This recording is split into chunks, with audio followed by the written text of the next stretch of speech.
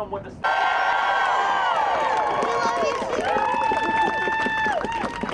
Give it up for Councilmember Robert White one more time. Freedoms and a founding member of the DC Justice for Muslims Coalition.